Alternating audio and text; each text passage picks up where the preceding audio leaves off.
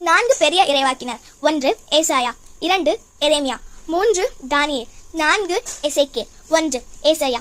ஆண்டவரின் பரிசுத்தத்தை அறிவித்தார். மக்கள் பாவத்திலிருந்து மனம் திரும்ப வேண்டும் என்று அறிவித்தார். 66 அதிகாரங்கள் கொண்ட புத்தகத்தை எழுதினார். இயேசுவின் பிறப்பு, துன்பம், மரணம், இரட்சிப்பு பற்றி முன்கூட்டியே சொல்லியுள்ளார். இம்மானுவேல் என்று இயேசுவை அறிவித்தார். எரேமியா கிமு 7ஆம் நூற்றாண்டில் தீர்க்கதரிசியாக இருந்தார். மக்களின் பாவங்களுக்காக எப்போதும் அழுததால் அழும் தீர்க்கதரிசி என அழைக்கப்பட்டார். மக்கள் பாவத்தால் அழிகின்றார்கள் என்று எச்சரித்தார்.